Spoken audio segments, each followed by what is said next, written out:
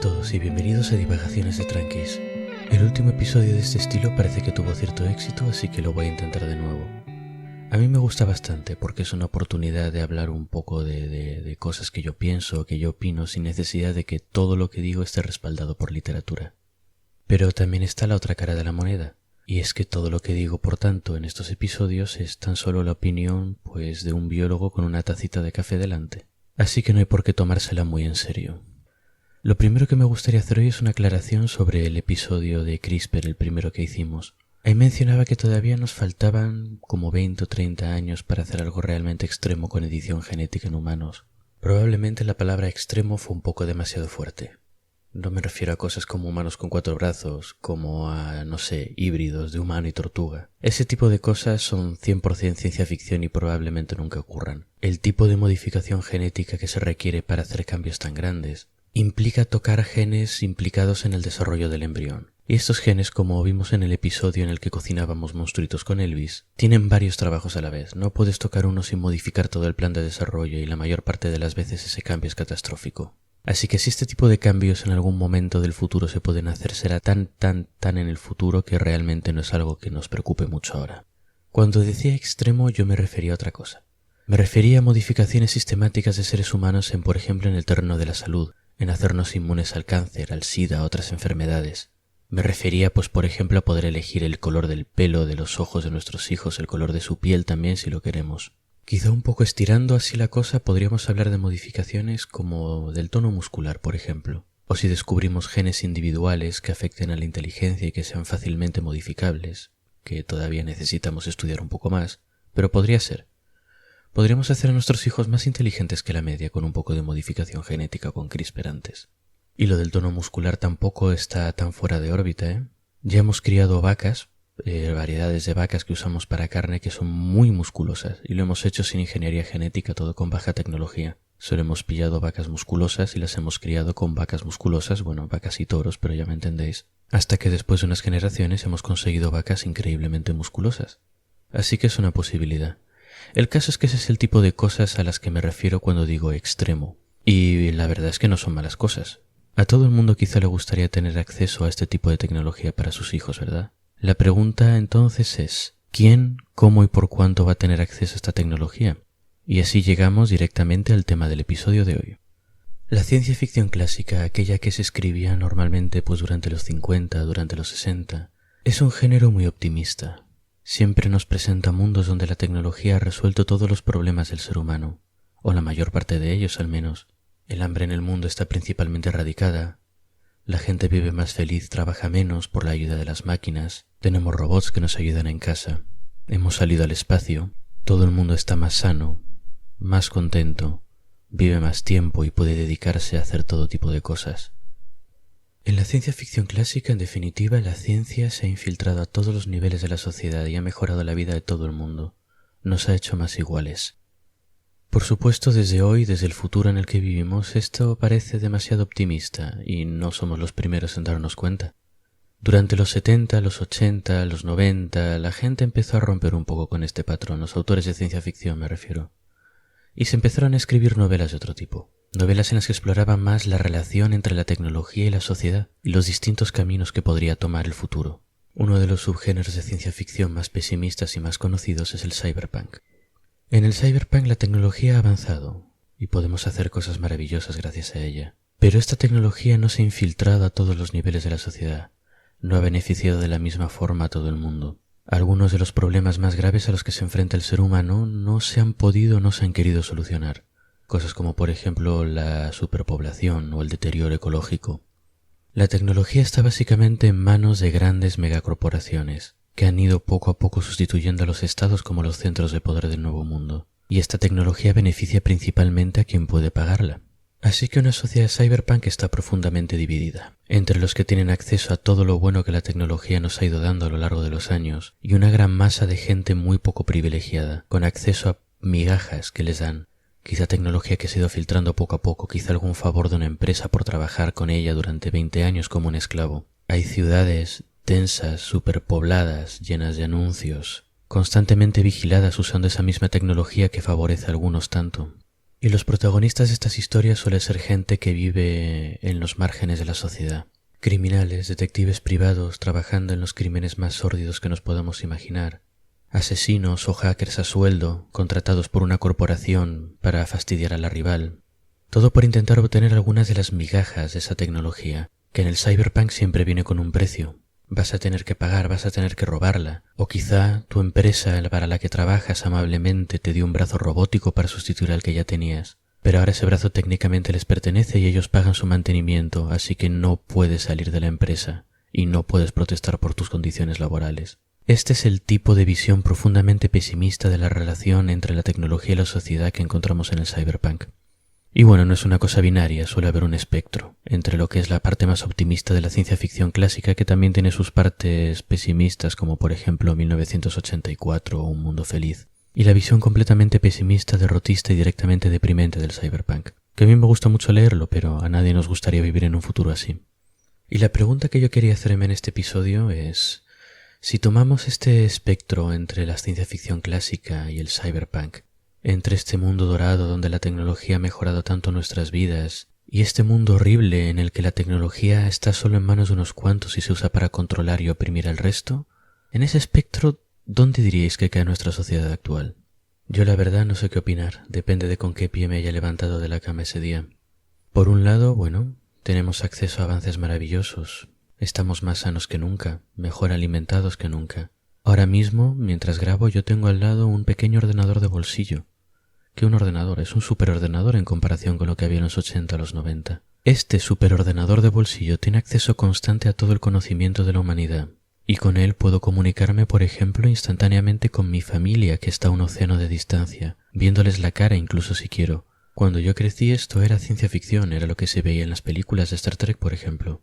Además, este superordenador de bolsillo está conectado constantemente a una enorme red de satélites que me dicen constantemente dónde estoy. Y si le pregunto a este dispositivo dónde quiero ir, me puede dar indicaciones precisas de cómo llegar, me puede dar indicaciones precisas de qué transportes tomar, y hasta me puede ofrecer comprar los billetes en el momento. Esto a mí me parece algo increíble, la verdad. Los teléfonos móviles son un avance realmente impresionante que poco a poco se han ido infiltrando en la sociedad y que hoy en día los damos por supuesto. Para mí ese tipo de avances caen directamente dentro de la parte del espectro de la ciencia ficción clásica, de la más optimista. Pero por otro lado, este superordenador de bolsillo que tengo yo está constantemente conectado a sus compañías matriz. Está conectado a Google, está conectado a Microsoft. Y este dispositivo sabe siempre dónde estoy. Tiene los datos de todos mis mensajes, tiene los datos de todas mis búsquedas, y estos datos se pueden recopilar. Eso da un poquito de miedo. Yo en general pienso que las compañías son gente siendo gente, que no hay grandes conspiraciones, pero aún así me siento un poquito intimidado por la posibilidad. Y no sería la primera persona que renuncia a tener un teléfono móvil y directamente se desconecta de internet porque no quiere que la gente tenga sus datos. Además, dudaba en grabar esta parte porque no quiero que esto suene como algún tipo de sermón, pero es que es la verdad, no todo el mundo tiene teléfono móvil. Miré las cifras y como el 40% de la población mundial tiene acceso a un smartphone.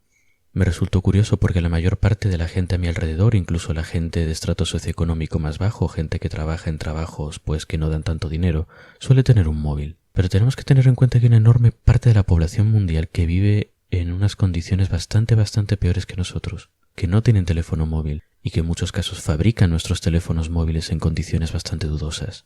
Así que ahí tenemos un par de razones para ponernos más hacia la parte cyberpunk del espectro, ¿verdad? Solo que como somos la parte privilegiada no nos damos cuenta. Digo esto no para desanimaros, para haceros sentir culpables, para haceros sentir mal, lo digo para que veamos que la relación de la tecnología con la sociedad es importante, que puede afectar mucho al futuro, y que no es algo que venga dado automáticamente. La relación de la tecnología con la sociedad es algo que creamos entre todos. El tipo de políticas que decidamos darnos puede afectar al desarrollo de nuestra sociedad hacia una parte del espectro o de otro, y eso es muy cierto en el caso de la edición genética, que es a donde quería llegar, aunque he tardado un ratito. La edición genética en su forma actual, que es CRISPR, de lo que he estado hablando estos últimos episodios, es muy poderosa y probablemente se haga más poderosa a lo largo del tiempo. CRISPR es la última moda, pero hubo otras antes y quizá haya otras todavía más precisas y mejores después de ella. Y la verdad me preocupa profundamente la guerra de patentes que ha habido por CRISPR. No es que tenga nada en contra del concepto de patente de por sí, entiendo que cumple una función útil. Entiendo también que Michelle Carpentier y Jennifer Doudna son dos mujeres muy trabajadoras que hicieron unos estudios maravillosos junto con todos sus laboratorios y que se merecen cierta retribución por hacerlo. Pero por otro lado, me parece un poco triste toda esta situación con la guerra de patentes. Las universidades tienen un trabajo que es crear y diseminar conocimiento, no crear y guardar conocimiento.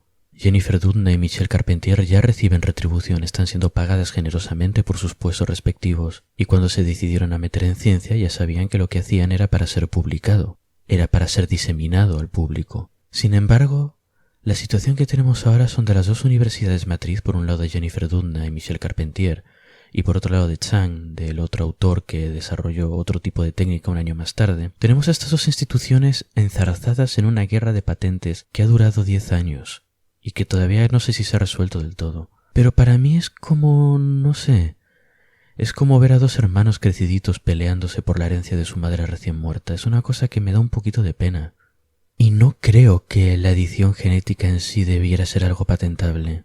El potencial es simplemente demasiado grande. Esto no es, no sé, un nuevo sostenedor de rollos de papel higiénico que lo sostiene para el lado que a ti más te gusta. Esto no es un monitor para bebés, esto no es una aplicación que es para mí, para lo que se hicieron las patentes, para aplicaciones específicas. Esto es una tecnología muy general, derivada además de un proceso natural. Es como si inventas un carro e intentas patentar el burro también. CRISPR ya existía antes de que alguien lo aprendiera a usar. Eso sin contar con que el simple concepto de estar peleándose por una patente para una persona o para una institución específica me resulta absurdo en el caso de CRISPR, en el que tenemos decenas de instituciones, decenas de científicos, decenas de estudios. Es una cosa que viene estudiándose desde hace 20 años en un montón de países. ¿Y por qué al final tienen que estar disputándose la patente dos instituciones estadounidenses? Pero sobre todo en el caso de la edición genética me resulta muy preocupante que se patente. Es algo muy general y muy de interés público. Es algo que realmente tiene el potencial de transformar nuestra sociedad en los próximos años, en un montón de facetas. Y el caso de la edición genética es fascinante, porque en este espectro en el que hablábamos de la ciencia ficción clásica y del cyberpunk, la edición genética tiene los dos extremos separadísimos. Tiene la capacidad de movernos muchísimo hacia un lado o hacia otro del espectro. Y bueno, tiene aplicaciones en muchísimos campos, pero vamos a limitarnos por ahora al de la salud. Ya en general en la sociedad actual hay problemas con el acceso a la salud por parte de gente con menos recursos. Pero el caso de la edición genética es especialmente preocupante porque no estamos hablando de medicina, no sé cómo se llama, de medicina que soluciona un problema ya que está ahí. Estamos hablando de, por ejemplo, editar un embrión para que sea inmune al cáncer o al SIDA, para detectar un defecto genético y corregirlo antes de que nos afecte. Y es preocupante que esto esté en manos privadas, porque consideremos lo siguiente. ¿Cuánto estaríamos dispuestos a pagar? ¿Cuánto estaría dispuesto a pagar la gente para que sus hijos nazcan sanos y tengan salud garantizada el resto de su vida? Es un poder muy grande, y no solo da pie a muchos abusos empresariales, sino que por primera vez en la historia de la humanidad realmente hay una oportunidad de que la gente con más recursos y la gente con menos recursos empiecen a ser cada vez más diferentes. Este es un escenario muy cyberpunk, ¿vale? Pero os lo voy a poner. Es el absoluto peor caso posible. Tenemos un escenario en el que los ricos pueden pagarse la modificación genética de sus hijos. Pueden hacerlos más altos, más guapos, más sanos, quizás hasta más inteligentes. Mientras la gente con menos recursos, los pobres, no pueden permitirse ese tipo de cosas, o tienen que endeudarse muchísimo para poder hacerlas. Y esto poco a poco va a reducir muchísimo la movilidad social, va a estratificar más todavía la sociedad. Quizá algunos de estos genes lleguen o se filtren a estratos socioeconómicos más bajos, porque haya gente que se aparea entre clases. Pero en este peor de los escenarios posibles tenemos a gente más sana, más alta, más guapa, que lleva una vida más fácil, dominando toda esta tecnología, teniendo acceso a esta tecnología. Mientras otra gente directamente no tiene acceso, tiene vidas mucho peores o tiene que pagar un precio increíblemente alto por hacerlo. Imaginémonos una empresa que dice, bueno, sí, yo te ofrezco este contrato por 20 años, sé que las condiciones no son muy buenas, sé que el sueldo no es muy alto, sé que no tienes seguro de salud y si te pasa algo te vamos a echar a la calle, pero te vamos a garantizar que tus hijos van a tener acceso a modificación genética. Es todo un trato con el diablo, ¿verdad? Y tal y como van las éticas empresariales últimamente, no es algo que me parezca tan fuera de órbita, la verdad. Y otro pequeño detalle que es bastante divertido pero también completamente aterrador es que toda esta modificación genética estaría hecha por empresas privadas, por supuesto, porque son las que tienen las patentes. Así que bueno, ellas están modificando lo que tú les dices que modifiquen, te están dando inmunidad al cáncer, inmunidad al SIDA en tus hijos. Pero ¿qué otras cosas están metiendo? ¿Qué otras modificaciones están haciendo sin que ninguno nos demos cuenta? Esto da para muchos libros bastante preocupantes de ciencia ficción. En cambio, el otro extremo del espectro es igual de impactante. Tenemos una tecnología de edición genética liberada al público y barata de usar. Esto ha mejorado muchísimo la salud de la gente al permitir la edición genética para hacernos inmunes a enfermedades. También ha quitado muchísima carga al sistema público de salud, que puede dar mejor servicio a todo el mundo. Todos vivimos más tiempo, todos vivimos más felices, y quizá estamos empezando a hacer nuestros primeros pinitos en modificar a seres humanos para que sean resistentes a la falta de gravedad, que es uno de los problemas que se encuentran los astronautas en viajes largos por el espacio. Quizá eso facilite, pues no sé, mandar naves a Marte. Y hablando de mandar naves a Marte, dejando aparte la modificación genética de humanos, podemos modificar genéticamente otras cosas, como por ejemplo bacterias que generen oxígeno y empiecen a hacer la atmósfera de Marte más habitable. O aquí en la Tierra bacterias que sean capaces de comerse contaminantes, que sean capaces de crear productos útiles para nosotros. Quizá podamos modificar genéticamente distintas plantas, animales, microorganismos, etc., para que sean muy productivos y para que nos den comida abundante a toda la humanidad.